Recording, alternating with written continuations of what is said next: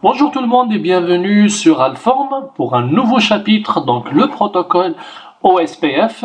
Donc le protocole qu'on a déjà vu dans la formation SIND2 et qu'on va détailler plus pour cette formation route. Alors, donc on va commencer par présenter ce protocole OSPF.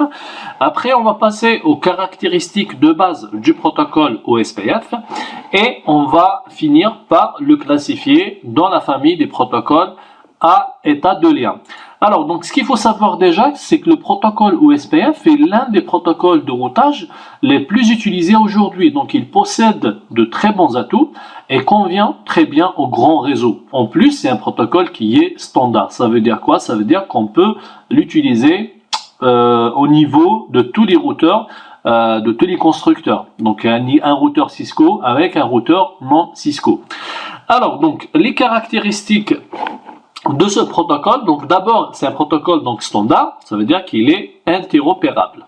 Donc ça c'est un avantage, un grand avantage du fait que on peut tous les constructeurs, donc on peut le configurer au niveau de tous les routeurs de tous les constructeurs. C'est un protocole un peu plus complexe par rapport au protocole UGRP par exemple à mettre en place. Donc l'inconvénient parmi les inconvénients de ce protocole, c'est que la partie design est très importante pour ce protocole. Donc si on n'a pas un bon design, on risque d'avoir beaucoup de problèmes par la suite. D'accord? Donc le grand travail pour ce protocole OSPF commence déjà par la partie design. Donc c'est des choses aussi qu'on va voir après en détail. Donc la notion de zone. Alors le protocole IGP, c'est un protocole IGP, ça veut dire quoi? IGP, Interior Gateway Protocol. Donc ça veut dire que tous les routeurs sont configurés au niveau du même AS, d'accord? Donc ça consomme plus de CPU et de RAM, par exemple, si on le compare avec le protocole RIP, d'accord? Le protocole RIP, c'est un protocole à vecteur distance. Donc le protocole OSPF, c'est un protocole qui consomme énormément de CPU et de RAM, surtout au démarrage, ça veut dire juste après la configuration, d'accord? Donc on va voir après qu'il va utiliser un algorithme, l'algorithme Dijkstra, justement, c'est cet algorithme qui consomme énormément de CPU. Alors ça c'est parmi aussi les avantages du protocole OSPF. Donc on peut découper le réseau en zones ou bien en area. Donc ça permet d'optimiser la taille de la table de routage et le nombre de paquets échangés entre les routeurs. Alors la métrique du protocole OSPF, elle est basée sur la bande passante. Donc là, elle est beaucoup plus simple que la métrique du protocole UGRP. On peut utiliser plusieurs paramètres. Donc là, l'OSPF, il se base juste sur la bande passante. C'est pour ça qu'on dit que c'est un protocole état de lien. Alors, la distance administrative, donc comme tout protocole de routage, on a une distance administrative par défaut pour le protocole OSPF qui est 210. Donc par défaut, ça veut dire quoi? Ça veut dire qu'on peut changer cette valeur. Alors donc, l'adresse multicast qui est utilisée pour l'envoi des paquets hello entre les routeurs en OSPF, c'est la 224.0.0.5. Alors, côté convergence, donc c'est un protocole qui converge rapidement, si on le compare avec le protocole RIP par exemple, ou bien avec le protocole IGRP. Alors c'est adapté au grand réseau, donc pas de limite de saut. Donc ça aussi c'est un avantage. Ça veut dire qu'on ne va pas calculer le nombre de routeurs, bien que c'est recommandé de ne pas dépasser un certain nombre de routeurs au niveau de la même zone ou bien au niveau de la area. Juste en parlant de temps de convergence, donc le temps de convergence c'est quoi? C'est du moment où je vais configurer le protocole OSPF jusqu'au moment où je peux voir les tables, donc la table de routage, d'accord? Donc c'est ça la convergence ou bien le temps de convergence d'un protocole de routage ou bien lorsqu'il y a un changement de topologie.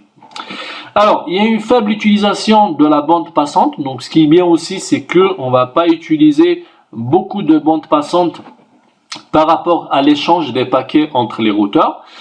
C'est un protocole qui supporte le VLSM. Alors, le VLSM, c'est quoi? C'est le Variable Length Subnet Mask. D'accord?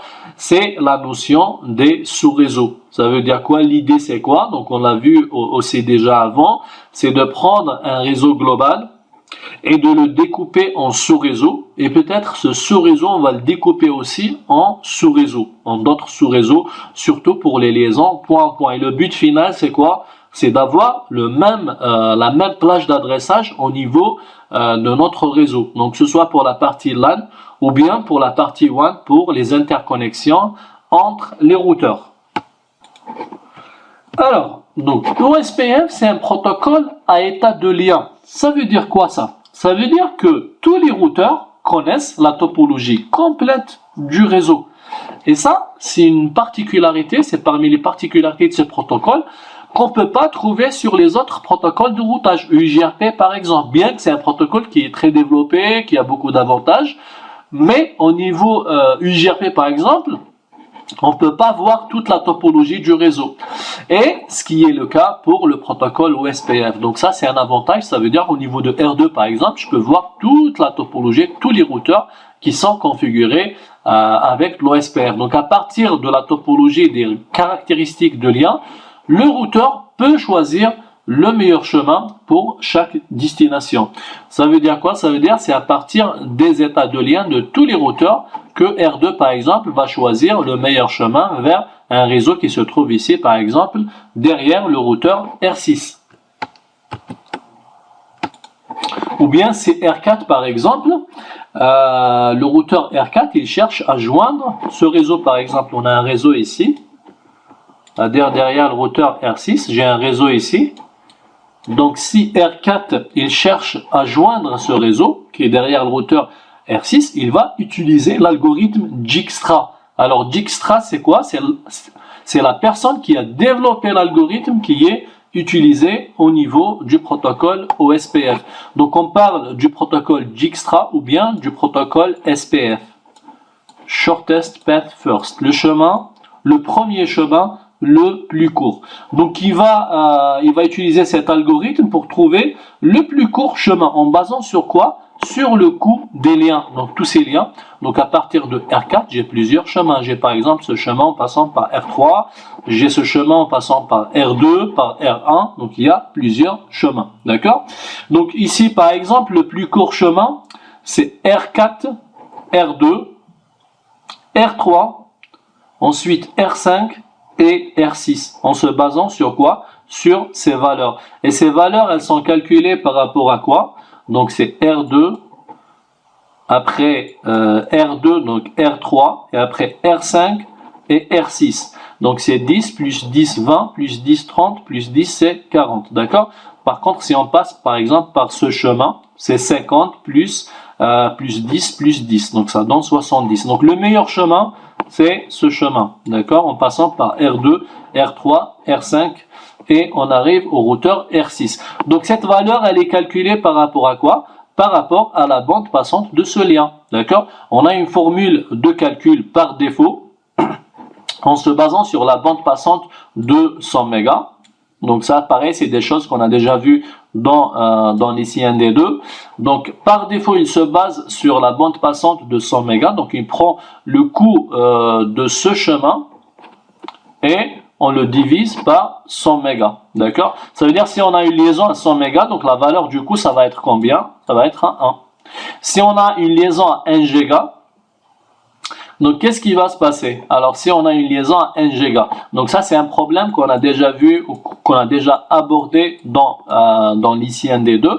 Donc si on a une liaison à 1 giga, le routeur R4 il va faire la division de 100 mégas qui est la valeur par défaut. Donc c'est ce qu'on appelle le référence bandwidth, ça veut dire il va toujours se baser sur cette valeur pour calculer le chemin.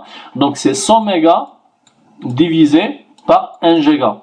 Donc normalement, la valeur, c'est 0,1, mais lui, il va donner un 1, d'accord? Pourquoi il n'y a pas des valeurs de 0, quelque chose, d'accord? Donc, du coup, R4, pour lui, Un lien à 1 giga ou bien à 100 mégas, c'est pareil. Et c'est pour ça que dans certaines situations, si on veut faire le vrai calcul, donc le mieux c'est d'augmenter le référence bandwidth à 1 giga par exemple, pour faire la différence entre les liaisons à 1 giga et 100 mégas. Donc si on augmente par exemple la valeur du référence bandwidth, on va la mettre à 1 giga. Donc si on a deux liaisons à 100 mégas et 1 giga, il va donner la valeur 1 pour 1 giga, il va donner la valeur 10 pour 100 mégas. Donc comme ça, il peut faire la différence entre les deux. Ça veut dire qu'il va favoriser le lien à 1 giga par rapport au lien à 100 mégas parce qu'on a une métrique plus inférieure. D'accord? Donc ça, c'est par rapport aux références bandwidth. D'accord? Mais sinon, le calcul par défaut, c'est par rapport à la valeur de 100 mégas. Donc ce qu'il faut retenir, c'est que c'est un protocole état de lien. Donc il se base sur juste la bande passante, avec une formule très simple. Donc la division de 100 mégas sur le coût du lien, ou bien sur la bande passante du lien, sur la vraie bande passante du lien. Les routeurs, ils connaissent, tous les routeurs qui sont configurés en OSPF, ils connaissent tous la bande passante, ils connaissent tous la topologie, pardon. L'algorithme qui est utilisé pour le calcul des métriques, c'est l'algorithme Dijkstra, ou bien l'algorithme SPF. Voilà, donc c'était une première vidéo, une introduction pour ce protocole OSPF. Donc on a commencé par présenter le protocole OSPF. On a vu les caractéristiques de base de ce protocole et maintenant on l'a classifié. Donc dans quelle famille? Dans la famille des protocoles à état de lien. Voilà, donc j'espère que ça a été clair pour vous cette première partie théorique du protocole OSPF et je vous donne rendez-vous pour la prochaine vidéo.